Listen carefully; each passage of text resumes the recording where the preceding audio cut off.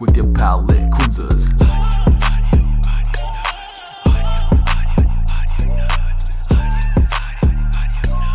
Show me what you got. Welcome in, everybody, to a brand new episode of Audionots, your pop culture palate cleanser. I am Eric Oldboy, online with the infamous Ren. What's going on, my man? What's up? Season 3. Let's kick it off with episode 2. What are you up to? What have you been doing? Man, like my life is like a loop, dude. It's like living in one of these Groundhog Day movies. You know, we always talk about how we like repeater movies, and you just do the same stuff over and over and over again. Yeah, because you ask me every week, I'm like, is there anything new? I don't know. I keep thinking you're gonna be like, oh, you won't believe what I did. And I'm like, oh, that's awesome. I got my COVID shot, the first one. Nice. So we both got our first ones. That's cool. Yeah, I heard that you shouldn't post your card online because people might steal it. That's right. So everybody who's out there getting excited about getting their COVID card, don't post it online. You can just tell people you did it if you're that excited. Yeah, so believe us when we said that we got our shots. Yes. It's awesome, though. I mean, I didn't have any reactions. How about you? Yeah, it was just like a little sore arm. Yeah, I mean, it felt like maybe a baseball hit you in the arm. And that was about it. Yeah, because I thought that my range of motion was going to suck, but it was fine. It was just kind of like that little area on your shoulder. Yeah. Which one did you get? Pfizer. I got the Moderna, and my daughter tomorrow is getting the J&J. So I'll know people who've gotten all of them. In fact, my wife got the Pfizer, so my family will have tried all of them. I'm like, oh, nice. We're doing a vaccine tasting. Yeah. I'd like to try the Moderna, please. What's that pair nice with? I'm curious to see how your wife reacts to the second one and how your daughter reacts to the J&J, because it's a single dose. Yeah, I'm kind of interested to see how it all goes too. She's getting vaccinated tomorrow, and then she's going to come to Kid Danger's football game immediately after. So hopefully she doesn't feel like crap. So we'll see. I'm not sure how soon that kind of stuff kicks in. Yeah, I think everybody says the next day or something. The next day. That's the nice thing about getting vaccinated on a Friday, because then you have the whole weekend to kind of shake it off. Right. That's cool. What else you been up to? Anything else? I know you said you haven't been doing nothing. Yeah, more of the usual stuff. Looking into stocks, NFTs, my fishes, still doing that. I'm actually shipping one out tomorrow. Are you selling the crap out of your fishies? Yeah. This past 2 weeks, I've been sending like a buttload to California. I'm like, California, aren't you guys warmer? Don't you have better choices out there? Closer to you guys? But yeah, they're still buying from me. So I'm like, shout out. Yeah, that's a good thing though, right? Yeah. Other than that, just trying to get more design business, doing more design. Yeah. That's good. We talked about last week about you might try to make your own NFT. Have you attempted that yet? Oh no, I have no willpower to do anything lately. That's almost the worst part about having these repeater days, is that you don't actually go out and do anything new. You're just like, oh, okay. You get into like this kind of rut, a routine. Yeah. You just do the same thing over and over again. You just kind of clog along. I told my wife that I'm gonna start saving up for better podcast mic. Oh, nice. And I'm gonna use my T-Public funds to fund it. Nice. Yeah, my T-Public's been doing pretty good this month. They've had a couple sales, I think, selling like shirts I'd never even remembered that I had, like stuff I've never sold before. Yeah, because I think last month should cover most of it, and I just have to like add a few bucks there. Nice. Do you like yours? Do I like my what? Your mic? Oh yeah, I love this. This is a Rode podcaster mic.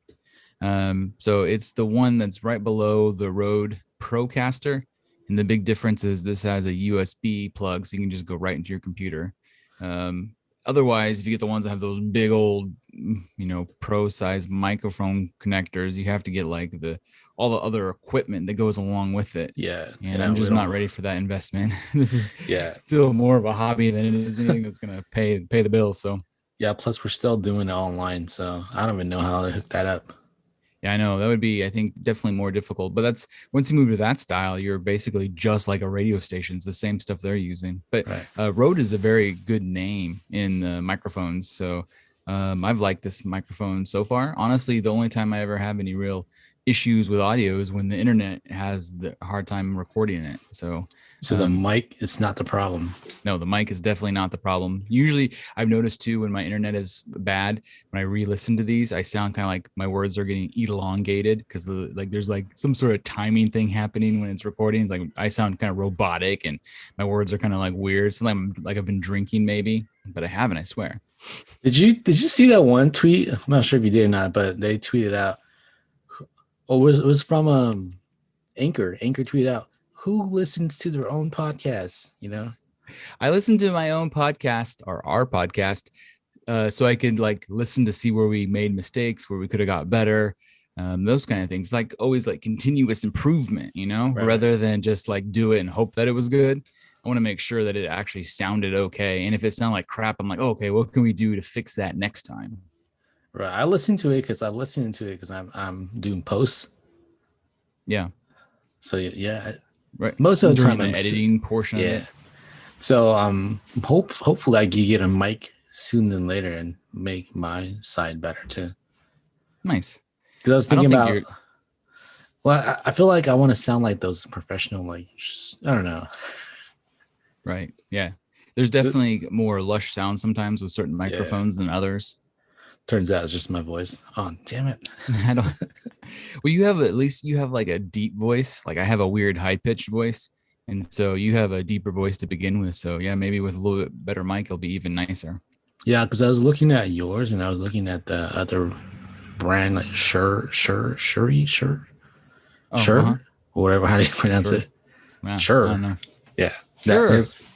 A lot of people use that one too. So maybe that one. I don't know.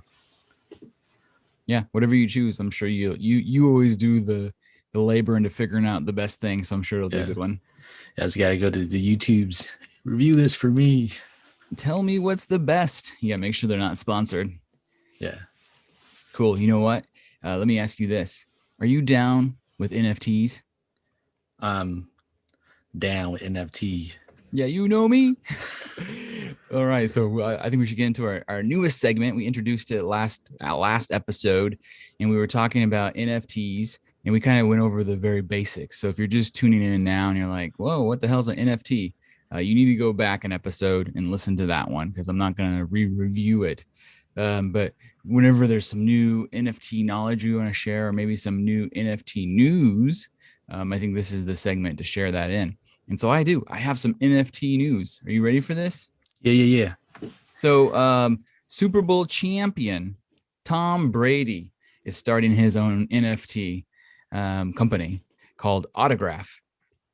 And it says here that it will bring together some of the biggest names in sports, entertainment, fashion, and pop culture to work with creators to develop unique digital collectibles. It says Autograph also will produce NFTs, obviously featuring Brady himself, but it's not necessarily the football version of Top Shot. So if you're thinking, oh man, I can't wait for a football version of Top Shot, this is not that. It says that it goes on and on, tells you about what health NFTs are, but we've already done that before. Hold on, my page just jumped. It says that where did it go?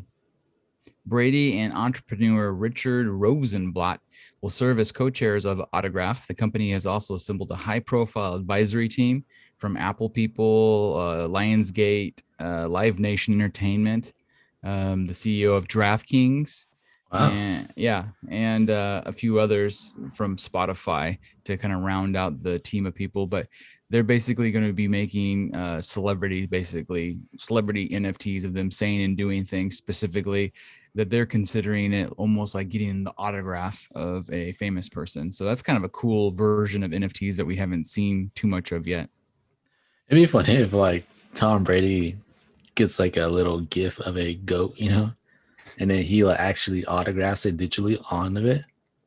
So you get his actual autograph, with his token autographs. So it's like a double autograph. Yeah. And he should make sure that, like, what they could do, you know how you talked about last time when someone owns it and then they transfer it, there's a log of who owned it previously. Maybe he can, like, rather than just autograph the company selling it to you, if it's Tom Brady owns it first. And then when you buy it, you're getting his digital autograph, right? Because he's owned it beforehand. Yeah. So I think that would be kind of a cool little twist too, if they wanted to do something like that.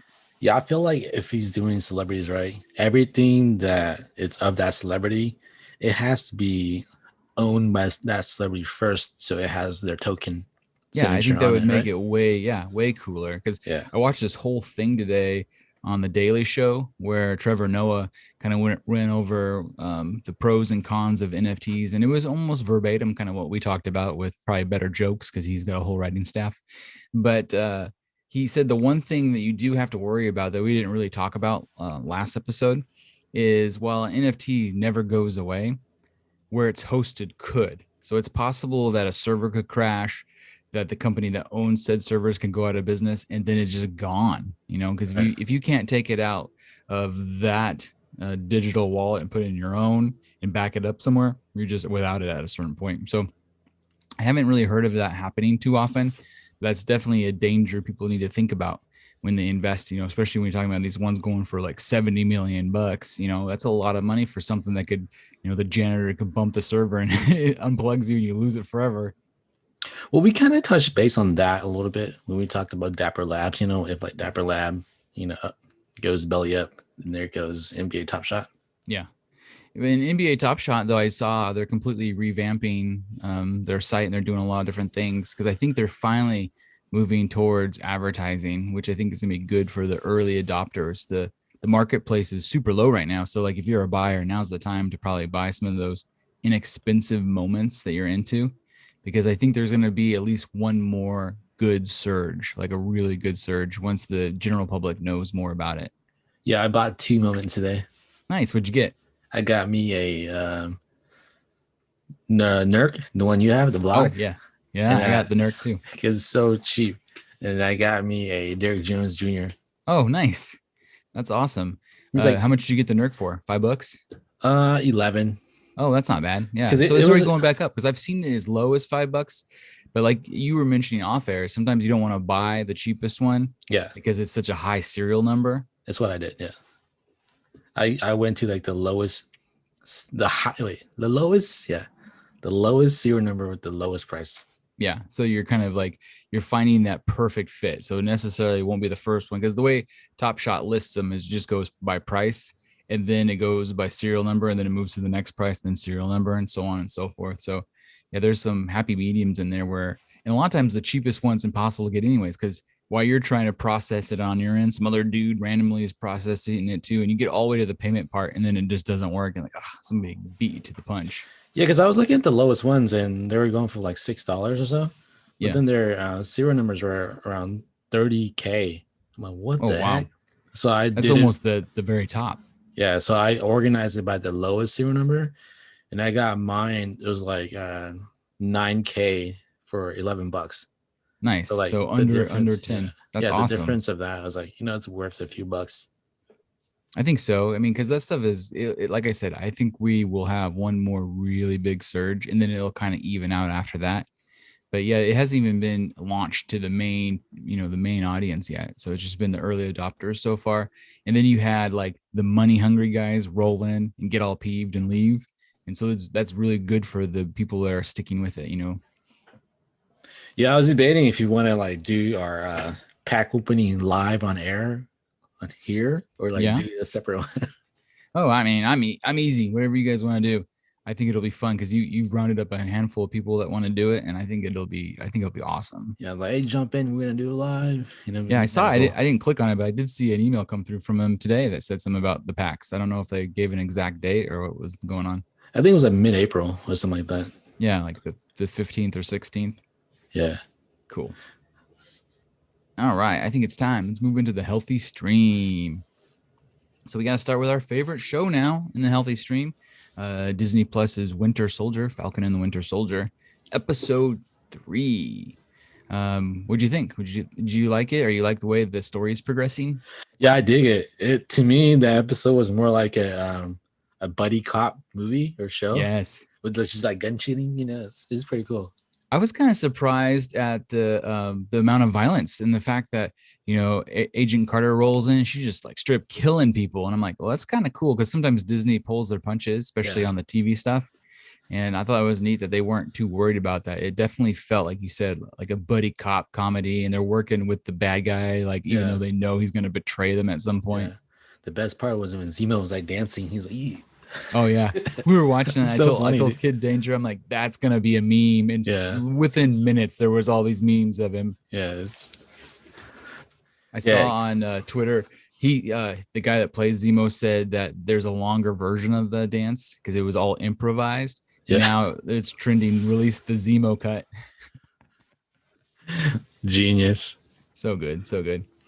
I made a series of notes because I knew I'd forget. So I wrote down a series of notes of things that kind of like popped out at me, and I wanted to like talk about and get your opinions on. So a lot of this will have spoilers in it. So for any reason you haven't yet watched episode 3, spoiler alert. This is your fair warning.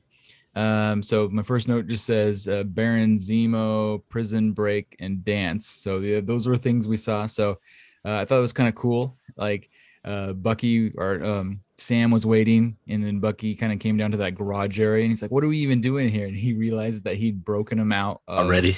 Yeah, he'd already broken him out of prison. I thought that was kind of a cool little switcheroo we didn't see coming. Yeah, I love that scene. He's like, hypothetically speaking, so if this were to happen, and then it's like, oh, yo, it already happened. Yeah, it's already happened. I've already done it. Then I wrote down Sharon Carter kicks ass. I'm like, that's a good note, because I was like, wow, I almost forgot about her, and she came in just literally guns a-blazing, and that was pretty cool. I like her character quite a bit. I'm digging on Sharon Carter. I'm excited to see where they take her character. Yeah, she's kick ass and she's cute.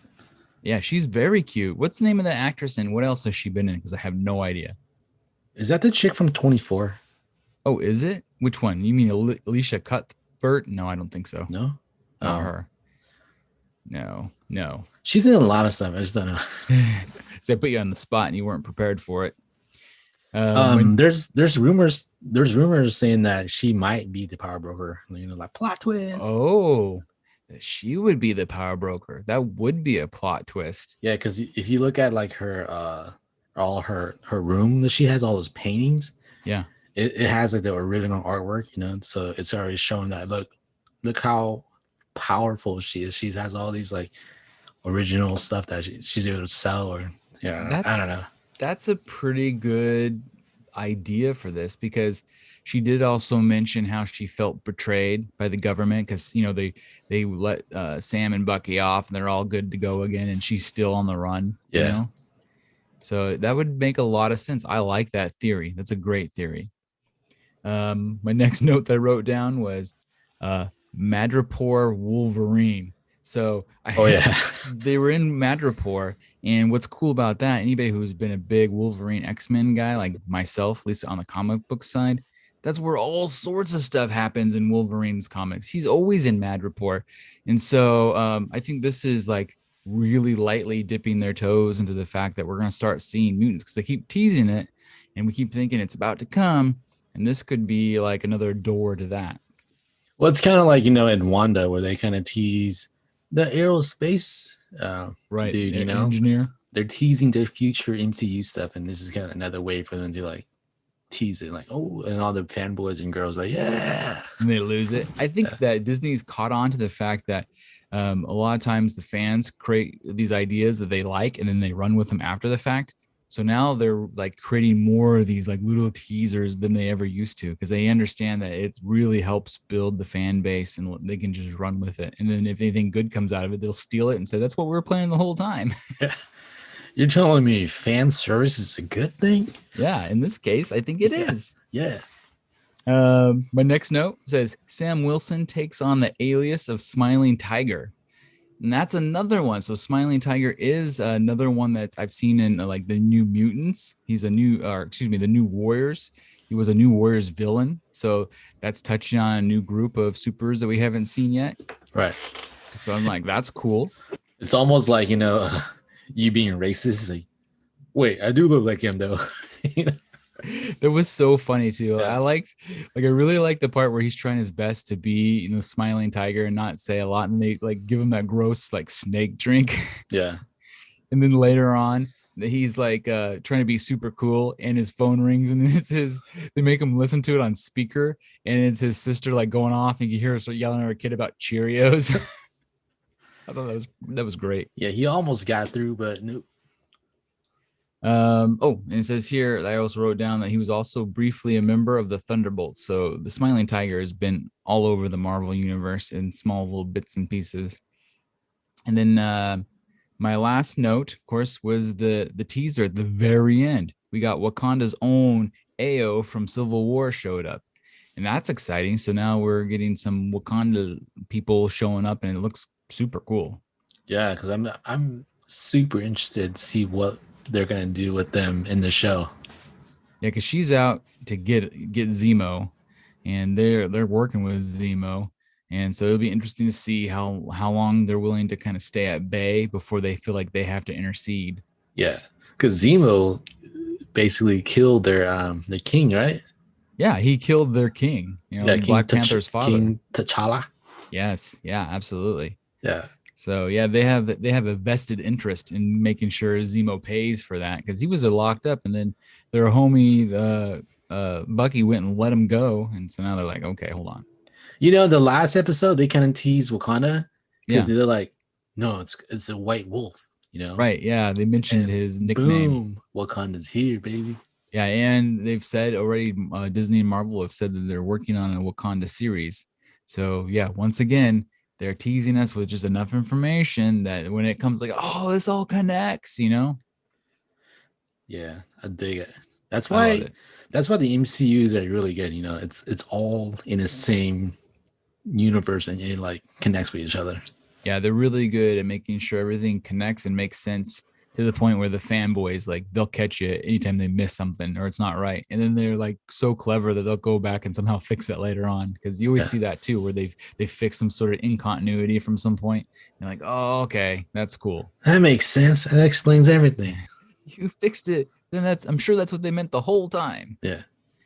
Over on Netflix, I haven't really been watching anything on Netflix lately, but I did see, speaking of MCU, that Netflix just inked a deal with Sony Pictures, and they'll have all the upcoming Spider-Man movies go directly from the theater to Netflix, not Disney Plus. So starting in 2022. The new ones? Yep. You think it's too late? Too late for what? For direct to streaming? Yeah, I don't think that it will be direct streaming. I think that it will make its theater run, and then the first stop will be Netflix. So I think that's the way they're doing it. I don't think you're going to be able to direct stream the new Spider-Man movie on Netflix at the same time it's in the theaters. I think you're going to have to wait, the 3 months or whatever it is that it runs for. Yeah, by that time I'll be fully vaccinated. Fully vaccinated. So that'll be cool. I keep telling my wife and kids that I'm gonna have superpowers. But should be noted for anybody listening that just because you're fully vaccinated doesn't mean you're fully immune. No vaccine gives you full immunity, and we're not trying to say that, so don't blame us. Over on HBO Max, I wanted to give my review of a show that we talked about in the Tasty Trailers a couple weeks ago, called Made for Love. It's the one where the guy puts like the chip in the lady's brain. And it's super interesting. It's like, at first I wasn't sure, because it's really unique. They're half-hour episodes. They released the first 3. I've only watched 2 out of the first 3 so far, because I just I got tired, and it was last night. But I've seen the first 2 episodes, and I think I like it. It's very different than anything I've seen before. But the basic plot is this woman ends up marrying this guy who's like an Elon Musk, Steve Jobs type genius tech guy. He runs a company called like Google, which is stupid funny. And he's like this weird guy that like keeps them away from like anybody else. So they live in like this dome thing that looks like a real outside environment, but it's not. And he's got all sorts of tech normal people don't have. And his big invention that he's been working on is to connect people's brains. So when you're with your significant other, you guys can have the same thought, the same feelings on things. And so far, we've learned that it's never actually worked. He's been doing it on dolphins, but every time he gets two dolphins connected together, one of them like dies. And so by the end of the first episode, he's telling, he like has a bunch of people come and he's introducing them to the idea of this made for love chip. And he's like, we've already got our first test subject. And the girl realizes that they've chipped her without her knowledge. And so she ends up going on the run trying to escape him, except for he can see because she's been chipped. He can see everything she can see, right? He just like watches her on like a computer monitor and sees what she can see. So she is having a really hard time actually getting away from him. Man, that's like it's like Black Mirror stuff. Yeah, it's very Black Mirror-y, but it's got like also like a really dark humor streak going through it. So she first place she goes when she tries to escape is her house that she grew up in, where her dad still lives. And her dad is played by Ray Romano from Everybody Loves Raymond. You know, the guy sounds like Kermit the Frog. He's like, "Hello, I'm Ray Romano." And so she goes to visit her dad, and he's in love with a sex doll. And so he totes around this doll with him everywhere because that's like his new girlfriend, which is kind of this like weird, funny, like side joke. Yeah. From what you described, the environment, it reminds me of that Ex Machina movie. Oh, like yeah. Super secluded, crazy Poe Dameron by himself. Yeah, it's exactly like that. And so the whole thing's super interesting. And there's a lot of like really dark, funny moments where she's trying to escape, the guys he sends after her. And this one guy keeps claiming that he's trying to help her and she keeps injuring him. And it just gets funnier and funnier. Like I was absolutely dying laughter every time she would injure him. And I won't ruin all the way she injures him. Every time he tries to come up and supposedly help her, she like injures him severely again. Because I thought it was being more of like a suspenseful thriller type of show. Yeah, it runs this kind of like fine line where it's definitely not like a sitcom, but it definitely has its more serious like sci-fi moments is the main storyline. But they're not afraid to go like these really like out of left field like funny devices like the injuries or the sex doll and these kinds of things. So I don't know that I'm ready to recommend it fully because I haven't seen enough, but I'm gonna keep watching it. So I like it enough to keep tuning in each week to see what's happening. How many episodes are out? Only 3. You've seen all 3? I've seen 2 out of the 3. I just literally watched it last night, and it got late and I got tired. But I watched the first 2 episodes. We'll probably watch the 3rd episode maybe tonight or this weekend. And I mean I dig it. So I don't, like I said, I don't want to give it a score just yet. But if anybody else is interested, the first 3 episodes are out on HBO Max. Nice. Are you gonna watch The Nevers this weekend? Yes, I do want to see that, even though I'm starting to like Joss Whedon less and less by every moment I hear anything about the gross things he's up to. Like I heard this whole story about how he like forced Gal Gadot to do like this part where somebody like face plants into her bosom or something in the Justice League movie, and that he threatened her career if she didn't participate in it. Like a whole thing. You're like, what a dick. Yeah, it's like, so what Ray Fisher's saying is true? Yeah. Ray Fisher's been saying he's a real a-hole from the beginning. So yes, I'm still interested in seeing the Nevers, but fuck Josh Whedon, so I don't like him anymore. So yeah, I'm gonna watch the first episode and see how I feel about it. Yeah, very cool. So I'll definitely watch it. And that premieres this weekend, right? Or today even, huh? This Sunday, I think. Oh, Sunday. Okay. Yeah. And it's probably the same thing where they give you 3 episodes. It seems to be HBO's go-to. Oh, is it? Yeah, I've noticed that a lot with a lot of series now, where they give you 3 to kind of really get you hooked. Yeah. And then it's 1 at a time after that. I don't know. I kind of like that, but I kind of don't like that. Because you just want to binge the whole thing. Yeah. After 3, you're like, just give it to me all. I also have a couple other TV tidbits of some more shows that we talked about previously, and I actually saw. So I did watch The Barbarian and the Troll. So that's that like Muppet looking movie or TV show. It's definitely made for kids, but it's so funny. I've only seen the first episode, but I actually do recommend this one for any age. This is something though, if you have young kids, you can watch it with your young kids. It's not easy to make a funny thing like this that isn't crude, because I have to admit the majority of the animated stuff that I watch that's funny is very rude and very crude, and that's why I like it. And so to be able to still be funny and not be rude and crude is pretty amazing. And the barbarian and the troll is hilarious. I loved it. I watched it all by myself. I'm a grown man. It's like rated G. This is probably the last thing I've watched that's rated G since I was, a little G. So it's been a while. Wow. Yeah, from the looks of it, you would think that it'll be more crude, but yeah, it's and not. I kind of wondered when it wasn't crude at all, but I did kind of wonder because I guess I don't know what it takes to move from G to PG for kids. But there was like some like violence where they're like sword fighting and she blows apart a skeleton guy and cuts into like a dragon, rips him open. I would think this is G. I mean, It's I don't PG, know. right? Yeah, it's Maybe, G though. Yeah, it maybe feels it's more Muppets. PG. But yeah, because it's Muppets, and it's got to be it. But yeah, it's really well done. Really well done. It's well filmed. It's well puppeteered. I love it, and I'm definitely gonna keep watching it all by myself, like the weird guy I am. I have no shame about it at all. The other No thing, shame in your game. one of the other shows I watched that we talked about was I watched The Moody's. We talked about how The Moody's was going to premiere on Fox. And it was actually the second season because I hadn't realized that there was a weird Christmas season to start with. And I like it too. So The Moody's is pretty good. I almost want to go back and see the Christmas season because I feel like having started with just this new season that I don't understand all the plot points. But yeah, it's very, if you've ever watched any kind of sitcom with Dennis Leary, it's very Dennis Leary. It's like has his Dennis Leary-ness all over it. So it's very much like the stuff he's done in the past. Cool.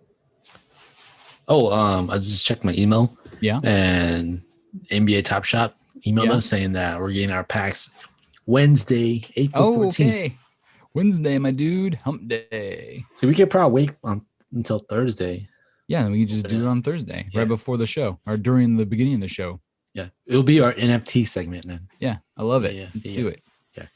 My last TV tidbit, I saw the TV show Chad, and we talked about that a few weeks ago. Chad was the one with the lady from New Girl and Saturday Night Live that she's playing like a Middle Eastern or Pakistani like young boy, but she's a lady. So it's kind of like that Pin 15 show. And that show is pretty funny, but the only thing that it needs to work on is what it wants to be. So it has one of those. Yeah, it's got like a tone issue. Right.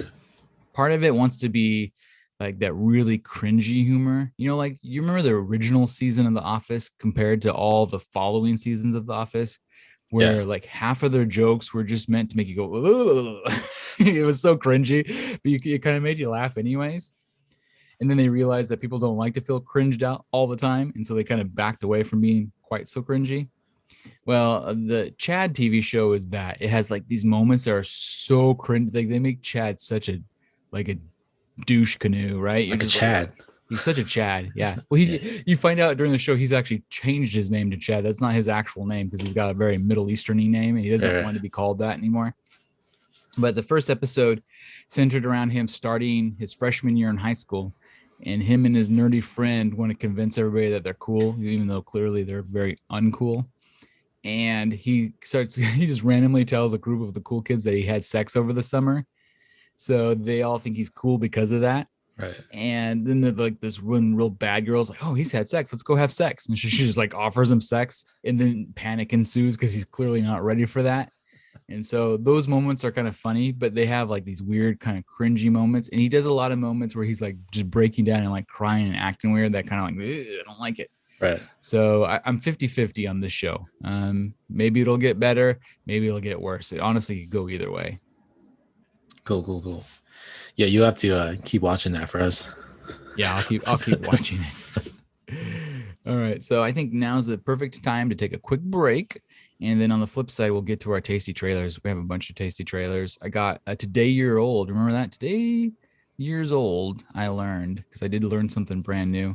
Well, nice. And then I've got a handful of news jacuzzi stories. We got a Disneyland news jacuzzi story, I got one about how you can catch mafia fugitives on YouTube, and things that should not be in your cereal. So we'll see you guys on the Flippy Flip. Need affordable graphic design? VisualAntiDesign.com should be your first stop. High quality work at low prices. Perfect for every need from corporate to personal. Visit VisualAntiDesign.com now and request your free quote. And for a limited time, mention Audionots for 10% off your first project. And we're back. What's happening, everybody? So in today's tasty trailers, I think the big one, the good one, at least for me, was Jupiter's Legacy finally released a full trailer. What do you think about this one? I'm very interested of the storytelling of that show. Yeah, Yeah, because the fact that he's been doing it for 90 years, he said, and he's like, and this is what we get out of it, yeah, like back in my day, we saved people and we're heroes, but now everyone's kind of like, it's kind of like today's age where you do something for good, but yet you still get yeah. People still crap on you, yeah. anyways. So you're like, why am I doing this sort of thing? Why am I trying to be a hero? Why am I saving people when they're just gonna crap on you? Yeah. And then they said something also in the trailer where they're like, remember what we had to go through to get these powers? And it makes you wonder, because they're on some sort of island and they actually earn the powers or something. Yeah. So I'm curious to see that plot of the story. Like, what did they have to do to get these superpowers that they have now? Yeah, and also like how the kids are like, we're so entitled, but then we don't want to live up to your title. Right. And So like the expectations are too high now, but yeah, they're totally entitled. It's very much kind of a play on today's society where celebrities and athletes have these kids that want to like follow in their footsteps, but not do any of the work. Right. Yeah. Like, I'm LeBron James' kid. I'm just great. Yeah. Don't you know I'm awesome? Yeah. Yeah. But it looks pretty good. I think the only thing that I had to get used to a little bit is they're using younger actors to play much older characters. And I'm assuming that's because we probably get lots of flashbacks when they show them at their normal age. But like seeing some of them looking all kind of old and haggard, even though I know they don't look like that in real life, it doesn't bother me, but it's like noticeable to me. Yeah. I think once you're immersed in the show, in the story, you're just like, it is what it is. I love it. Yeah.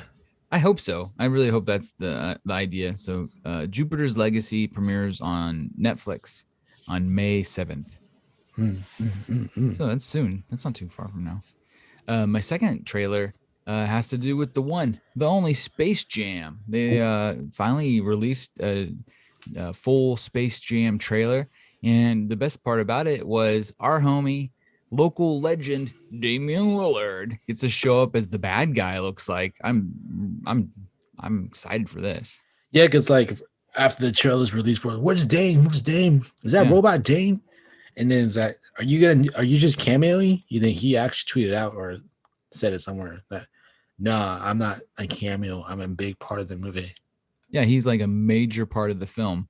And I thought that was pretty cool. So it looks like he's the main bad guy, and then he has some other like alien robot bad guys kind of with him. Clay Thompson. Who else is in it? Anthony Davis. And then 2 WNBA players. Oh, and with Anthony Davis, they absolutely better have some sort of eyebrow joke. Otherwise, I'm out. I don't know how they put it in there. They have to have some sort of brow joke. Otherwise, they've really missed an opportunity. Maybe like he takes his brow, uses like a boomerang just to throw it to make it a basket or something. It's like he just whips off his head and uses it like a whip. But it seems like the big difference between this new Space Jam and the OG Space Jam is in the original one, and I just recently rewatched it because I couldn't remember the movie for anything. And it's super short. It's like a $1.20. So I just rewatched the old Space Jam, and in that one, aliens come because they first try to take over the Looney Tunes because they're just basically trying to like improve their theme park. So like, we want the Looney Tunes, and the Looney Tunes, oh, you can't just have us and make us slaves. We're gonna challenge you to basketball for some reason. They're like, oh, okay, and then they steal the power from the basketball players and get really good at basketball. And Jordan comes and saves the day. This one looks like LeBron gets sucked into some sort of like Matrix style computer server, and has to deal with everything on like the Warner Brothers server. Yeah. But that looks like it leads to a lot of cool cameos. Yeah, hopefully this doesn't lead to like the whole WB universe, and them trying to create their own universe. Oh, probably. It reminded me kind of like Ready Player One, when they had all those like, oh, there's that thing. Because even in the trailer alone, Yeah. you could see like different characters. You saw King Kong and you saw Iron Giant and the old lady from Goonies. Yeah, you saw the dragon from Lord of the Rings,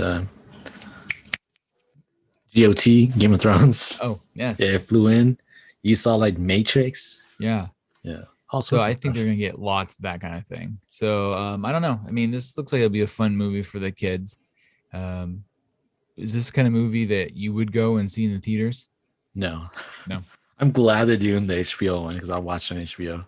Yeah, I would definitely watch this one on HBO. So that's nice too that it's straight to streaming, especially with little kids too. Like if you have real little kids, they always go like a bunch of damn maniacs in the theater, like running around acting a fool. So this will be nice. You can just have them run around at home like normal. I want the ending of that movie to be, remember when LeBron was listing out the names like Superman, Godzilla, yeah, Gandalf, I really want the very end of the game Gandalf comes in, he goes, "You shall not pass," and he doesn't pass, he shoots the ball, wins or something. That would be so funny. That's a good joke. You should have sent that in. That's genius. Yeah, it's typical LeBron building a super team. That's the only way he can win. Yeah, because he's gonna pass the ball. Dude. He's not gonna shoot, man. Freaking dude. My next trailer is another big one. Actually, I said that I was most excited about Jupiter's Legacy until I forgot that this is the one I'm most excited about. They released a new trailer for Loki, and it looks dope. I'm so excited. We got more Owen Wilson doing his most Owen Wilson-y type stuff. We got Loki like taking like, vacation shots in front of like disasters, and it looks awesome. I mean, what are you thinking about Loki? You know how I said that Elizabeth Olsen should win an award for her acting? Yeah. I feel like Hiddleston, Tom, yeah. He's gonna show you his full range of acting too. You can't wait. It looks like he gets to play like a lot of parts, right? Yeah. So he gets to play Loki, then he plays all these versions of maybe characters we know from other things, as he kind of like messes with the timeline that they're trying to repair. Because it sounds like the basic plot is, according to Owen Wilson at least, that Loki screwed up the whole plot when he took the Tesseract. And so the whole timeline got all like, poo, and like they show all these like things like kind of bearing off from the timeline. So I think that's them going into each weird timeline and fixing it, I guess. Yeah, it's funny because I had to teach my wife about time travel, because for me, I hate time travel movies and shows. Like, it depends on, because she would watch a show where there's time travel. So I'm like, time travel depends on what time travel do you believe in, Right. There's Back to the Future time travel, and then there's like Endgame time travel, or like the Flash time travel, Yes. Back to the Future, there's only one timeline. You change the past, future changes, Right. And then Endgame, you change the past, and it splits into another timeline. It just keeps splitting. And that's the same as the Flash, right? Yeah, the Flash is the same. To me, that makes the most sense. Like when you think about if they change the timeline, the old timeline keeps trucking along with the change, and the new timeline starts at the change. Right. And so, yeah, I think that makes the most sense if you're going to do time travel. And so this is definitely dealing with that. The fact that every time he messed something up, it just fractured the hell out of the timeline. Yeah, because we got, Bruce Banner, doctor, explaining it to us, and it makes sense. And that's why they had to like go back into that one time where they took the stones, right? Put it back in time so their timeline stays the same. Yeah, you had to repair what you changed. Yeah, and like if you really start to sit down and think about time travel, it'll mess you up so bad, because it's impossible to really consider. Yeah, because like for the reason why I hate it so much is because there's so many flaws and loops, and you're just like, if this happened, this shouldn't happen, Yeah, and then it's just like too many arguments, man. It's like. So, are you excited on a scale of 1 to 10 for Loki? Loki, I'm super excited. It looks really good. Looks Whoa, really good. that was awesome sounding. What was that? It's my ring. Oh, dude, that made like the most epic noise ever. Yeah, I'm super excited. I want to see the way he acts and just the whole story behind it. See what happens. Yeah, it looks really good. Do you know how many episodes Loki's supposed to be? Because I forgot to check. Oh no, probably 8 or 9. Well, yeah, they gave us 9 with WandaVision. I'm wondering if that's just how they're gonna roll, or if it's normally 8. So I'm curious to see what happens there. And then my last tasty trailer is it's more of a clip than a trailer, but they released a new clip from Ghostbusters that that was so funny. And I saw this actually trending on Twitter, where they were like, oh, this is their baby Yoda moment. They had to give something cutesy to it. And so in this new clip, we see Paul Rudd, who's also in the new Ghostbusters movie, which, by the way, this movie looks way better than the last Ghostbusters. I agree. Like a bazillion times better. We see Paul Rudd is like grocery shopping or something. And when he gets to the marshmallow section, if everybody remembers from the OG Ghostbusters, the Stay Puft guy got all big. He's like, "Brrr." Yeah, we see all these like little baby Stay Puffs rolling around, and they're getting all kind of feisty and like cooking each other and making like marshmallows and like cooked marshmallows and like stuff out of each other. It looks so funny. Yeah, super gruesome too, though. Yeah, I mean that's what I like. I love cutesy stuff that turns out gruesome. Yeah, and actually, I watched that clip, and after that clip, the trailer went. Yeah, and I kind of rewatched the trailer again. I was like, man, this one's way better than the other one with the ladies. Yeah, and it's not like I'm anti-ladies. This one just looks like it's meant to be a real sequel to what we've seen before. And everything I've heard, though, is that there's a Ghostbuster universe, because that's the new thing everybody wants, right? They all want a universe of stuff. And supposedly all these Ghostbuster things all exist in the same world somehow. Yeah, because this is kind of like the daughter of one of them. I forget who. Yeah, it was. I think Dan. Oh, was it? Oh, yeah, you're right. Yeah, the guy with the glasses. I forget what his name is too. But yeah, because Dan Aykroyd shows back up at some point, doesn't he? Oh, maybe. Yeah, I think I read that a few of the Ghostbusters, the OGs, actually show up in this movie towards the end to kind of help save the day. But then the one dude, he's passed, right, in real life. Yeah, Ivan Reitman or something. Yeah. So the guy you're talking about, he's dead in real life, so they can't bring him back. But yeah, I think you're right. I think that's why he's deceased in the movie as well, and she plays his daughter, and then it's his grandkids, like any good kind of Stranger Things type plot, are getting into all the trouble with the help of, I think, wasn't Paul Rudd like a teacher or something in the movie? Yeah. Well, speaking of Stranger Things, freaking Finn's in there too. Yeah, Finn Wolfhard. Yeah, he's been typecast. Like, Kid Adventure. We need to get that Wolfhard kid. Kid Adventure, horror. Okay. Yeah, it's like because he wasn't he in It too? Yeah. So good for him though. He's kicking ass. He's been in a lot of things that are pretty decent. Mm-hmm. And then also happy birthday to Paul Rudd. I saw homie turn 52. Guy does not age. Yeah. You see Bruce Banner, what's his name in real life? Mark Ruffalo. Yeah, he tweeted out, I was like, I figured out your Fountain of Youth trick. This is him holding the Infinity Gauntlet. He'll snap, young again. He's like, reality, young again. So that's cool. All right, that's it. That's all I had for the tasty trailers. In our segment that we haven't had in a while, Today Years Old. I actually learned this from Mark Hamill, Luke Skywalker himself, posted this on Twitter a while back, and this has been sitting in the gotta get to eventually bin, because we've had such jam-packed shows recently. Yeah, that this is one of those things I've had for a while. I'm like, this can wait, and there's like no timeline on this. But did you know, and I really didn't know this, and it's real because I've researched it at this point, that there are blue bananas that taste like vanilla ice cream? No way. No way. Yes way. Yeah, so Mark Hamill actually retweeted somebody else's post, and it was showing these blue bananas, and they're like little tiny guys, and I forget what they're called, like Java bananas or something. And they look like little tiny blue, almost more plantain looking than banana looking. Yeah. But they say that the consistency in the flavor is like eating vanilla ice cream. And I'm I have to find these. And Where can I buy some? So apparently the only place they grow in the United States is in Hawaii. So I don't know if you have to import them or if you can get them when you're in Hawaii, but I've never in my life seen this in real life. But I was today years old when I realized I absolutely have to eat a blue banana. Freaking Luke needs to go get some, eat it, and drink some blue milk with it too. Well, that's what I'm like. Maybe this is why how they make the blue milk. They Yeah. smash the blue bananas.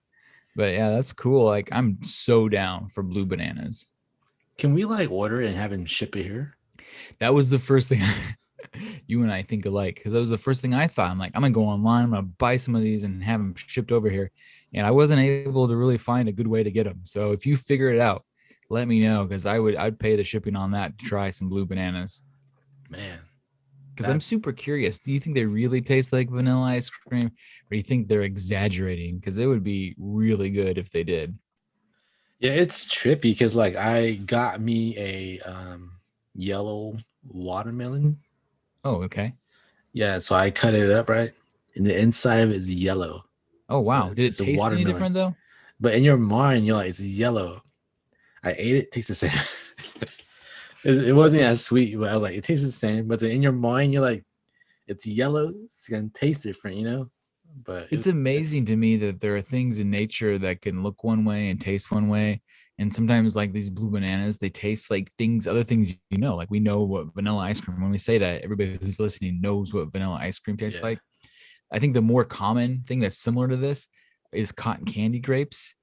I don't know if everybody's had those, but I'm sure a lot of people have. My family loves cotton candy grapes. They're always sold at a premium. So this is something you can buy in most stores, but they're way more expensive. But they taste literally like cotton candy. And I've never figured out how the hell this exists and why it's a real thing. I can't tell because I don't think the blue bananas are bioengineered, but maybe the cotton candy grapes are. I don't know.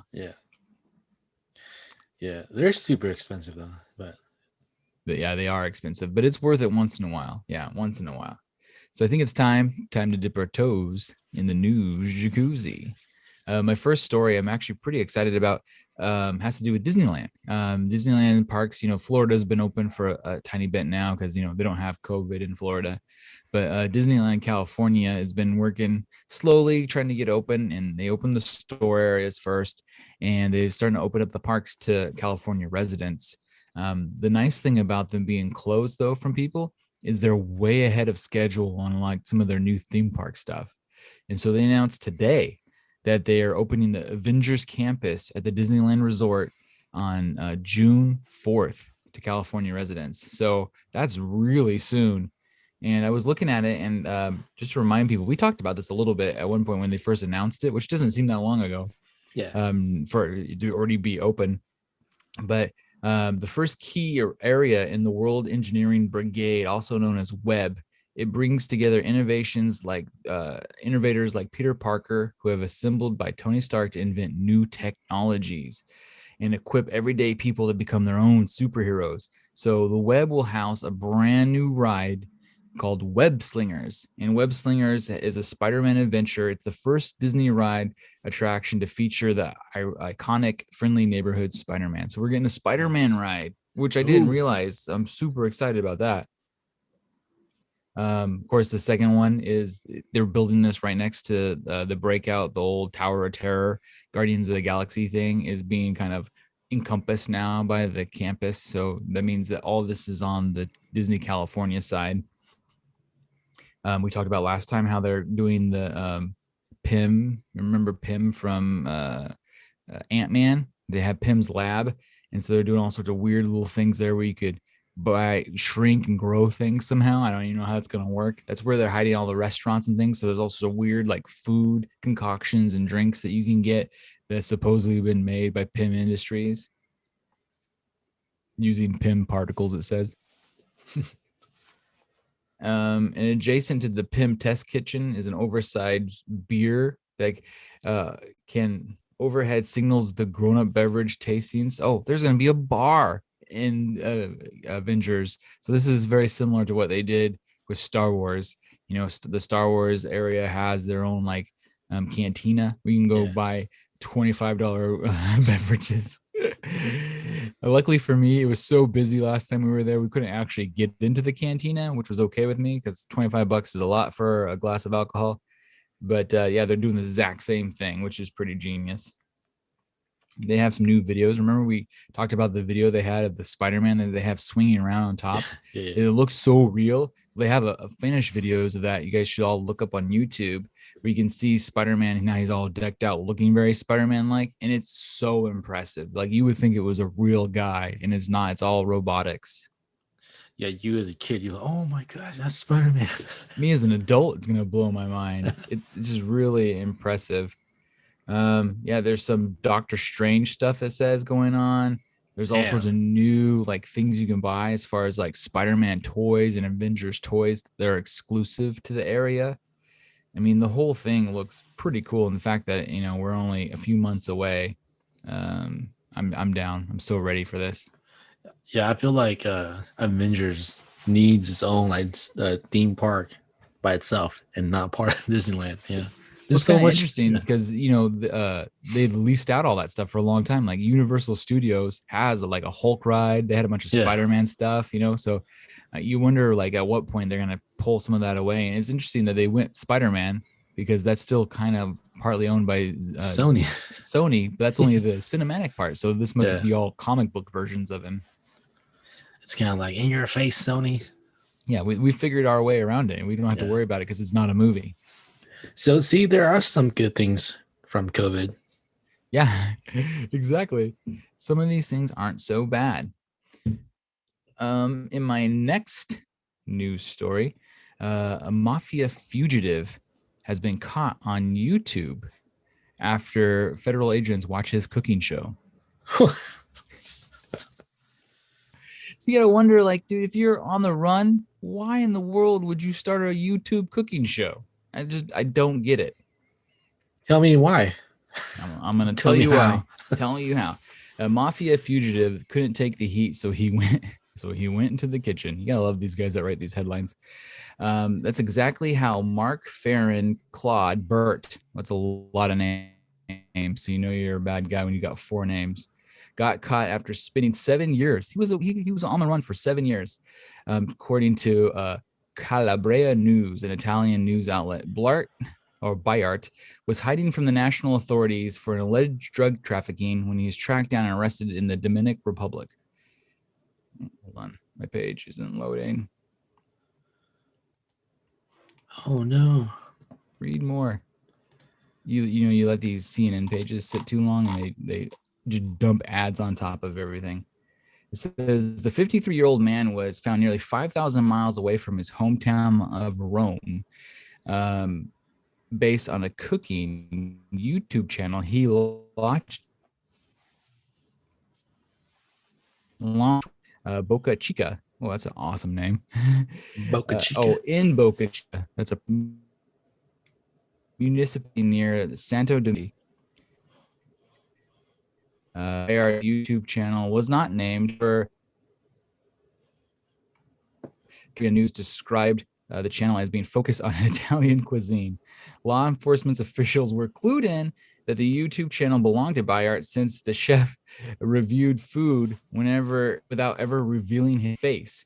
The international report says the body parts, though visible, had tattoos that matched the guy that the authorities were looking for. So they were able to track him down because he thought, they'll never catch me. I won't show my face, but you could see his arms and hands and see like tattoos that were unique to him. No. And that's how they were able to catch him. What a freaking idiot. I mean, like, I guess he was feeling cocky, right? He'd been on the run for 7 years. He's like, oh, they've given up. They're not going to catch me. They're done with this. I've gotten away with it. I've committed the perfect crime, and now I have a YouTube cooking channel. Never going to show my face. No one will ever know. I've figured it out. So stupid. Such a stupid thing. My next story. A man says he's found a shrimp in his cereal. Oh yeah, this story is hilarious. So it's the curious case of Cinnamon Toast Crunch. It says here that, God damn, my websites are sucking today. Cereal is the staple of American breakfast table, consumed by millions of people every day, tied for many with memories of childhood. So when the story began circulating about a disturbing discovery in a box of Cinnamon Toast Crunch, consumers were horrified. None more so than Jensen Karp. And what's interesting about this is I recognize the name Jensen Karp right away. And he actually posted all this stuff on Twitter because he's a blue check mark. You're like, who the hell is Jensen Karp? He's a like a bad rapper that goes by like the name, I think, Hot Carl. And so Hot Carl, and now he produces maybe TV shows or something. He's a pseudo celebrity. On Monday morning, he ate a bowl of his favorite cinnamon toast sugar striped cereal. As he began filling the second bowl, something plopped out of the box, he said in an interview. I picked it up and I was like, this is clearly a shrimp tail. He looked in the bag and saw what appeared to be another tail. Both were encrusted with sugar. I get really grossed out and I'm medicated for OCD. So this is a total nightmare for me, he said. Mr. Karp, 41, he's a 41-year-old comedian and writer in Los Angeles, took a picture of the contents and sent it to his wife. By the way, he's married to Topanga from Boy Meets World. So he sent it to his wife, Danielle Fishel Karp, who played Topanga Lawrence on Boy Meets World. What's another one where they hid the rest of my story? Where is it? It's a giant picture. Hold on, people. Here's the rest of the story. I should just print these things out on like a piece of paper. So ridiculous. Old school. Yeah, man. These news stories, they like, here's a giant ad instead. So it says, when his treat started to get attention, a friend called and suggested that he re-examine the bag of cereal. I had never thought about going back into the bag, he said. Never even crossed my mind. After looking again, he now wishes he hadn't. In addition to a few objects that Mr. Karp described as shrimp skin looking things, a small string, and something that looked like a pistachio, all encrusted in sugar, he noticed a small black piece on some of the squares at the bottom of the bag. This, he feared, could be rat feces. That's what I'm trying to get tested right now, because that's the only thing that really matters to me as far as I can, if I can get sick, he said. On Monday night, he called the California Poison Control System, which he suggested take a sample to the lab. So this is gross. Have you heard the outcome of this? No, because I was reading through all the tweets. Yeah. And then the worst part that came about this was Cinnamon Toast Crunch. Who were they made by? Yeah, Kellogg's or probably Kellogg, right? Or something. They came out and said that, oh, those aren't shrimp. They're just sugar.